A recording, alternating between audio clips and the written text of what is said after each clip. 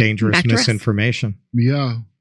We can do our Rumble. We can cut it out for the YouTube. We can cut it out. we can cut it out. Yeah. All right. So this one I vetted better than I did that shit. So I promised that I would do more research into the Jew tunnels, and more information has come to light about the Jew tunnels. Those of you who follow us at Do Dissidence, you know we are men of our words. We may be wrong a lot of the time, but we're honestly wrong. So this is my epic. This is my Lawrence of Arabia on Jew tunnels. Okay, this is my David McLean interpretation of this event. All right, just making sure. Hold on, I'm making sure there's a DoorDash shift available tomorrow. I have to book my delivery work. It's okay. We're on Rumble. Blood libel is fine here. All right. So Brooklyn synagogue tunneler says excavation was done to send message to geezers to expand crowded holy sites. So this is more information has come out. New York Post has this as an exclusive interview with one of the young tunnelers. And they wrote it in their signature flippant style using a lot of Yiddish slang. They didn't dig being cramped, and a lot of that too. A lot of punning. The band of rogue Orthodox Jews who dug New York City's most bizarre tunnel did so to send a message to geezers in their sect that they needed more room to pray, one of the excavators exclusively told the Post. Are they Cockneys? Oh, it's geezers.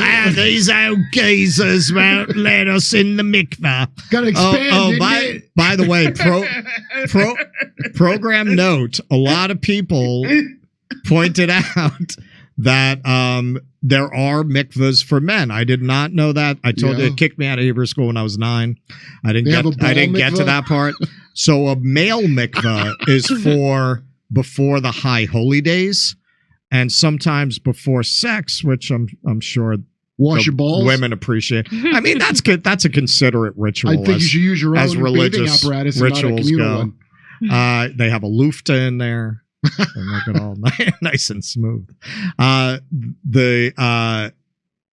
The 30-year-old who requested anonymity for fear of legal consequences said he and at least 50 like-minded members of the Chabad Lubavitch Hasidic movement took to shoveling as a brazen statement to their community's elders to get off their tuchuses and expand the sanctuary at their Crown Heights headquarters. That's asses. A strange way to the uninitiated. Yeah. We were sick and tired of being stuck in a cramped synagogue that could take 15 minutes to leave during the high holy services, said the member whose family has been praying at the synagogue at 770 Eastern Parkway for generations. The point was to start an initiative on our own, and then we put the old geezers in a spot where they could take the initiative and go ahead. To complete the expansion, he added. The Chabad group, made up mostly of teens and 20-somethings, began planning their chunnel excavation. Their tunnel excavation. This writer had a ball with this. As early as 2020, driven by a mix of boredom and desire to fulfill what they believe was a goal by the late Lubavitcher Rabbi Menachem Mendel Schneerson to expand the synagogue, he said. Now understand, there is a subsect within Chabad, it's not the mainstream, that believes he was the Messiah. Build a tunnel. That was his last words there. Schneerson died in 1994. He said rosebud in Yiddish, but they couldn't translate it. But today, the renowned holy site's size has remained unchanged, leaving congregants packed like a tin of smoked kippers. The Tigger kvetzt, explaining, I kind of like this writer, explaining that the room can comfortably hold a few hundred people, but can swell to thousands trying to squeeze in during the high holidays. You can't fit a broomstick in there, he said. Imagine an emergency and everyone running. I don't want to think what can happen. Rabbi Mati Seligson, a Chabad spokesperson, bashed the radical members' claim that he and other diggers represented a movement in Chabad. There is no righteous justification, theological or otherwise, for the violent and reckless behavior of these young agitators. Seligson told the Post, calling any attempt to link their underground activity with the wishes of the Rebbe an abomination. This is a small group of rogue and frankly unwell youths who in their delusion demolished a potentially load-bearing wall, desecrated a synagogue, and caused an enormous amount of pain and damage. Donations covered the group's tools as well as other necessities like support beams, while Hasidic professional contractors were brought in to ensure the excavation was done safely, the digger said. How did they do this without them knowing right away? I mean, they got a lot done on the tunnel. I mean... How in secret do you do that? No, but there were court cases. There were court cases like they were arguing that they had the legal right to do this, and this actually, the geezers sued in court, and this whole riot started because they won in court and they were going to fill it in with cement. So it wasn't the Great Escape. It wasn't. I thought they just walked in on a giant tunnel. No, there was some kind of dispute between different sects, and they had to take it to court to decide who had the right to make this decision. I looked at this in many different sources, and I didn't see anything to contradict that. Yeah. The Talmudic tunnelers managed to hollow out 40 feet over 3.5 years, but in November, the group hired Spanish-speaking migrants to finish the job, the 30-year-old said. Yeah. The migrants were brought in to give the project a punt, he said, admitting that they worked, they worked harder and more frequently than the Chabad men, but also made more noise, which ultimately tipped off the neighbors and synagogue elders. Well, that's the thing. So I guess that's when they sued to get it shut down when they found out about it. All right, so... this is where a lot of what, frankly, are conspiracy theories are coming from. So people saw a mattress with a stain on it and immediately interpreted it as a bloody mattress. Have you ever seen a used mattress without a stain? Exactly, man. I don't know how anybody throws them out. And it's not even the only mattress, and it's a mattress that's right on the other side of the wall. So clearly they were using it as some kind of soundproofing. So if you actually watch the video rather than just a still image of this, you can see, look, it's right there on the other side of the wall. It is not, if you're using some kind of a, well, okay. Yeah, I didn't think that was anything.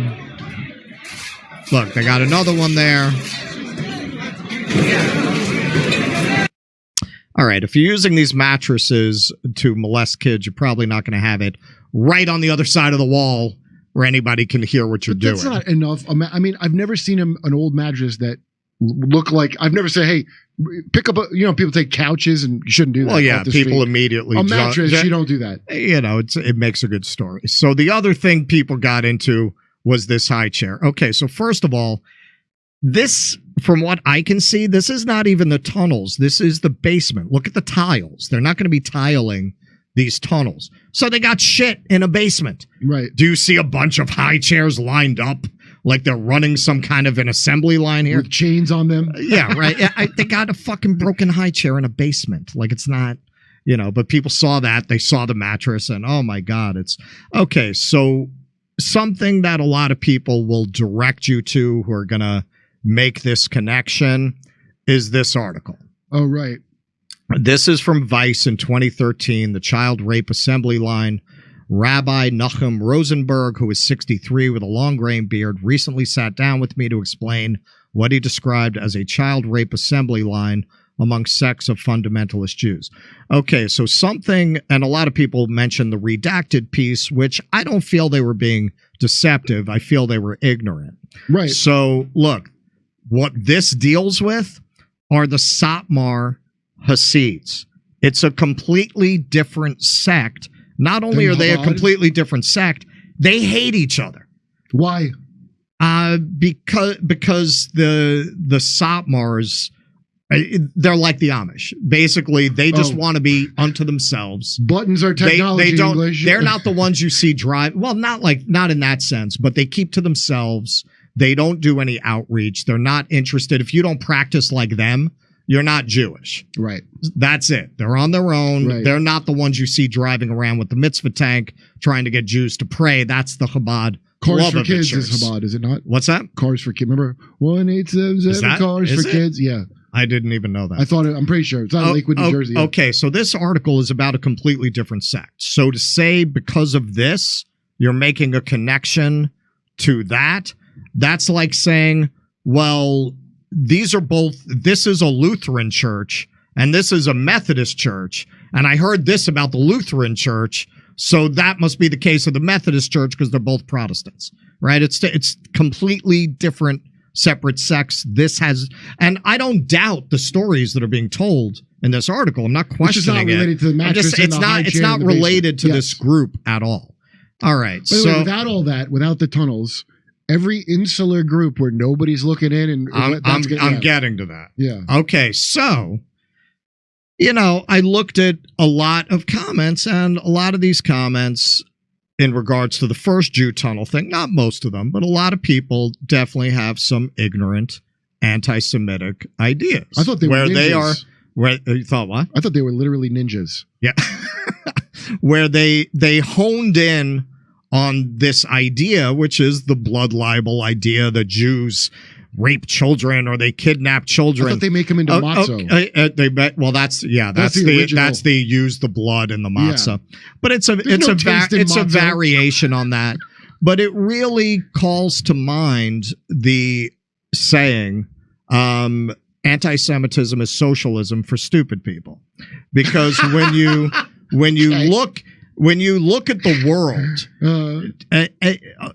to think that this is a Jewish phenomena and not, as you say, a phenomena that happens whenever you get these closed religious sects with no accountability. FLDS. Oh, what do we have here? Sins of the Amish reveals bombshell allegations of cyclical rape, incest, and physical abuse. For some reason, this is from 2022. The more they cover up and that chicks don't dress up hot, the more there is of that. I don't know what it is.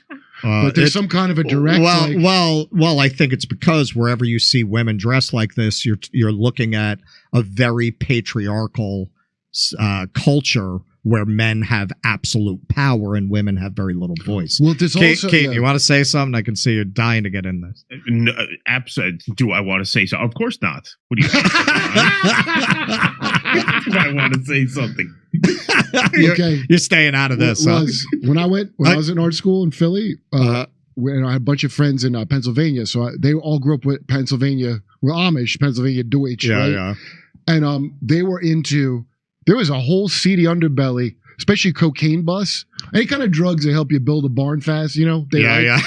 And I remember my first year down there, I'm watching the news, and they had this big Amish coke bust. And it was two guys, Abner Stoltzfus and Abner Stoltzfus, not related. There's like 5 guys named Abner Stoltzfus. There's also a lot of inbreeding with these. It's not just the... I've got my own Amish stories if we get to it. All right, so here you got Sins of the Amish.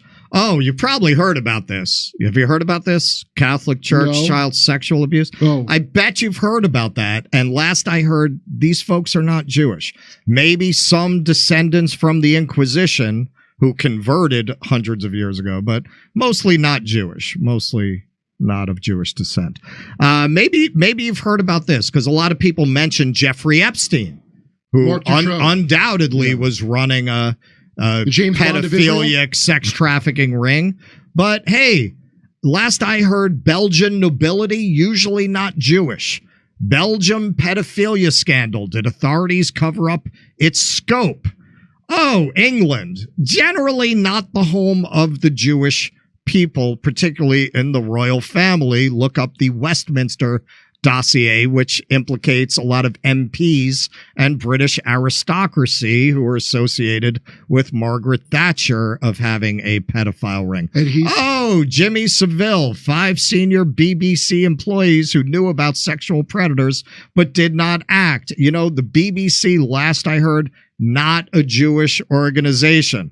Okay, so why is this important? Why did I spend this kind of time on this? Because I care very much about the ongoing genocide against the Palestinian people. And as a person of Jewish descent, I feel like I have a special responsibility to make it clear that being pro-Palestinian does not mean that you're anti-Semitic. What you do when a mattress and a broken high chair is enough for you to invoke a lot of stereotypes from the Middle Ages, is you empower this fucking douchebag. This is Brendan O'Neill, chief political writer for Spiked, who had quite a lot of ammunition coming from people who made this connection and used it in a predictable way. The myth of Brooklyn's Jew tunnels. Why is so much of the West in the grip of anti-Semitic paranoia? There were tunnels, though. The moral kinship between old world loathing for Jews and the newfangled loathing for Israel has become crystal clear in recent weeks. Everything they once said about Jewish people, they now say about the Jewish state. Consumed by bloodlust, all-powerful and influential, keen on harming kids, uniquely murderous. It is flat out undeniable that today's fashionable ill will for Israel echoes yesterday's vile ill will for Jews. You see what he did there? Talking about Palestinians. Exactly. That classical anti-Semites, the kind referring to Brooklyn's Hasidics as rats that are likely raping kids, spy a moral advantage in wrapping themselves in the Palestinian flag, ought to give serious pause for thought to our anti-Israel elites. So if you want to help these people, don't parrot the talking points of these people. What? And that is one to grow on. Well, that tunnel thing is so big. No, I don't know anybody that thought those Jews were the ones that are in charge of anything. Look at the comment section on Jew Tunnel 1. Okay. Well, Epstein, Weinstein. Have you ever heard of a guy named Bill Clinton? Like, what are you talking about? Like assaulting women is Jewish? Have you heard of Andrew Cuomo? Like, what are you even talking about? Those tunnels could not have supported Harvey Weinstein. That's a lot. He would never have made it through.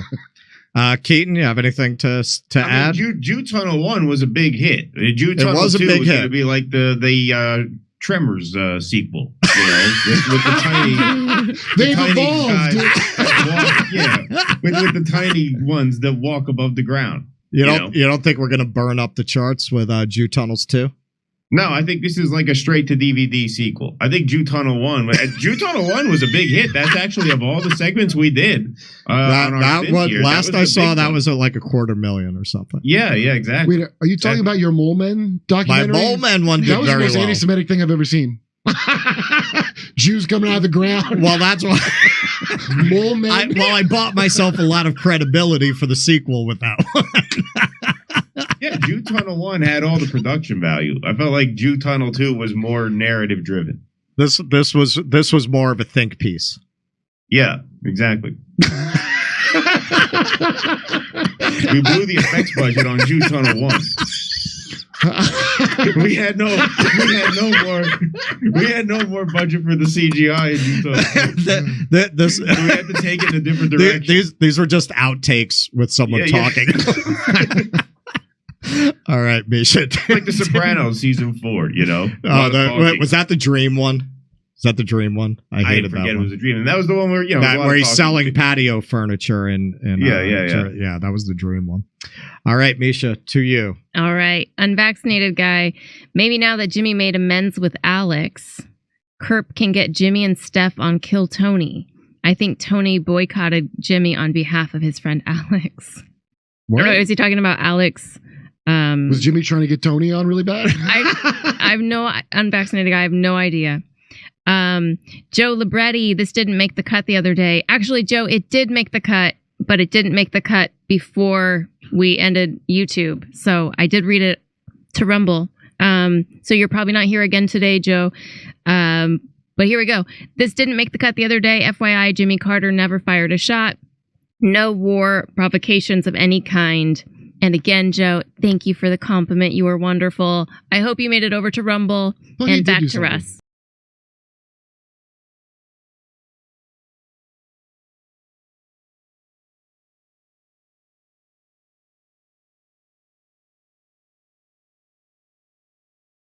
Hey, thanks for checking out our YouTube channel. Subscribe by clicking on that button down there for more AM Joy and the rest of MSNBC. And click on any of the videos right here to watch the latest interviews and highlights. And you can get more videos from MSNBC for free every day with our newsletters. Just visit